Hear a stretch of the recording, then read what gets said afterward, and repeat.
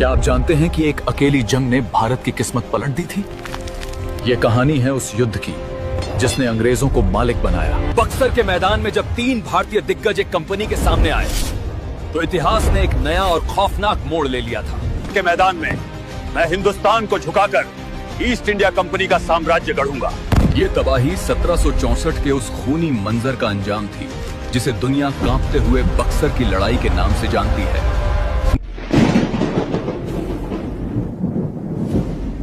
साल 1757 में प्लासी की जीत के बाद बंगाल की सत्ता पूरी तरह से ईस्ट इंडिया कंपनी के इशारों पर नाचने लगने थी। रॉबर्ट क्लाइव ने मीर जाफर को नवाब तो बनाया, मगर वो अंग्रेजों की तिजोरी भरने वाला एक बेबस जरिया बनकर रह गया था।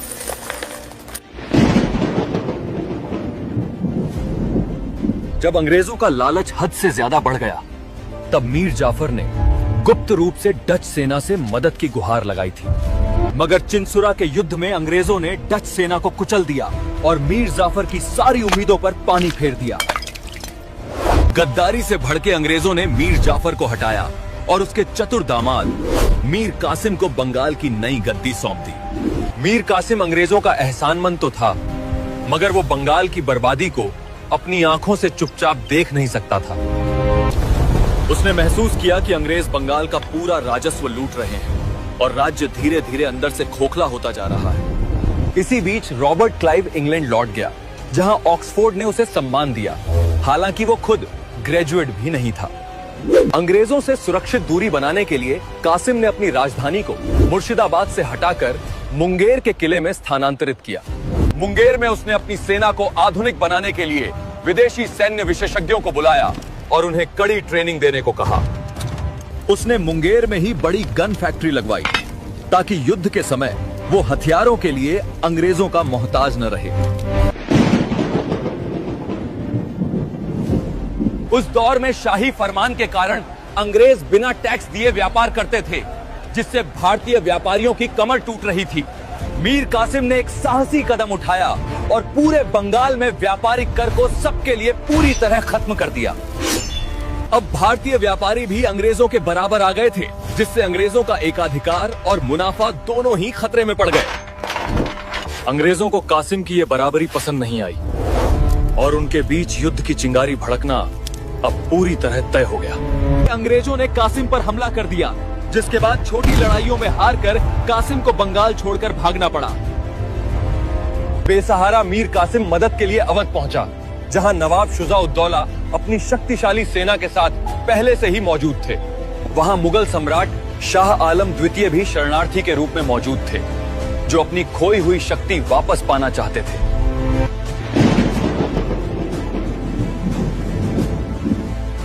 इन तीनों शक्तियों ने मिलकर अंग्रेजों के खिलाफ एक विशाल महागठबंधन तैयार किया, जिसे इतिहास में ट्रिपल अलायंस कहा गया। मैं हूँ मीर कासिम।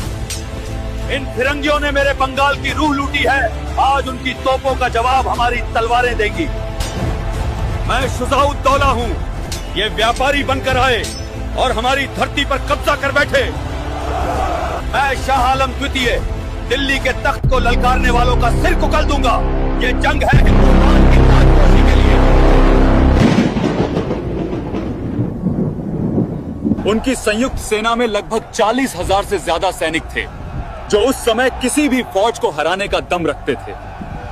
अंग्रेजों की कमान मेजर हेक्टर मुनरो के हाथों में थी, जिनके पास केवल 10,000 अनुशासित और आधुनिक हथियारों से लैस सैनिक थे। अक्टूबर 1764 में ये भारी भरकम सेना बिहार के बक्सर पहुंची, जहां सामने मौत बनकर ईस्ट इंडिया कंपनी खड़ी हुई थी। 22 अक्टूबर की सुबह तोपों के धमाकों के साथ जंग शुरू हुई, जिसने बक्सर की धरती को खून से लाल कर दिया। शुजा-उद-दौला की घुड़सवार सेना ने अंग्रेजों पर जोरदार हमला किया, मगर अंग्रेजों की आधुनिक लाइन फायरिंग ने सबको वहीं ढेर कर दिया। भारतीय सेना में संख्या तो बहुत थी, मगर उनके बीच आपसी तालमेल और युद्ध की कोई ठोस योजना बिल्कुल नहीं थी। मुनरो की सेना भले ही छोटी थी, लेकिन उनके पास आधुनिक तोपें और एक अनुशासित लीडरशिप थी जो भारी पड़ रही थी। सिर्फ 3 से 4 घंटों की लड़ाई में ही भारतीय गठबंधन ताश के पत्तों की तरह पूरी तरह से बिखर गया। मैं मीर कासिम और अवध के नवाब हम तीनों की संयुक्त ताकत भी अंग्रेजों की तोपों के आगे धूल चाटने लगी। जब भारतीय खेमे में भगदड़ मची तो मीर कासिम अपनी जान बचाकर युद्ध के मैदान से चुपचाप भाग खड़ा हुआ।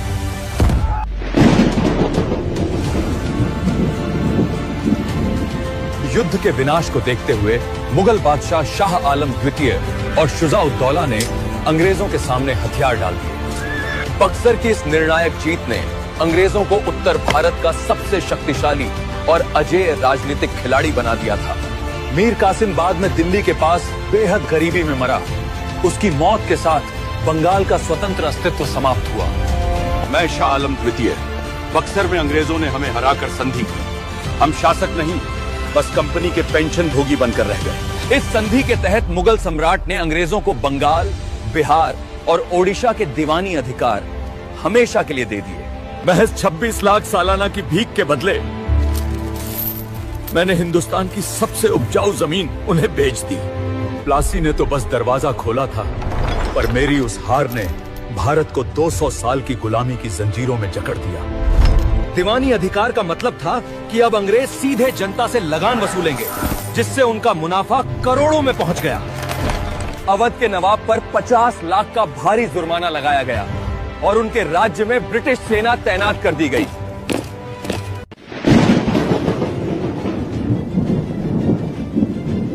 अब अंग्रेज व्यापारी नहीं रहे थे, वे एक ऐसी संस्था बन गए थे जो भारत के राजाओं का भविष्य तय करती थी।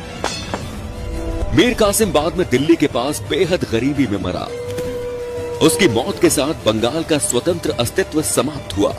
बक्सर की जीत के बाद बंगाल का सारा राजस्व अब अंग्रेजों के विदेशी व्यापार को फाइनेंस करने के काम आने लगा।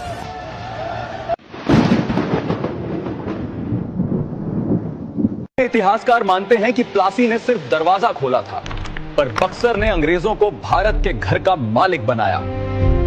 मुगल सम्राट अब अंग्रेजों के पेंशन भोगी बनकर रह गए थे और उनकी बादशाहत केवल कागजों तक ही सिमट कर रह गई। अवध एक बफर स्टेट बन गया, जिससे अंग्रेजों के लिए दिल्ली और पंजाब तक पहुंचने का रास्ता साफ हो गया। इस युद्ध ने भारतीय राजाओं की सही कमजोरी और आपसी फूट को पूरी दुनिया के सामने बेनकाब कर दिया था। बक्सर की यह हार भारत के लिए एक बड़ा सबक थी, जहां आधुनिक तकनीक ने पुरानी युद्ध शैली को हरा दिया।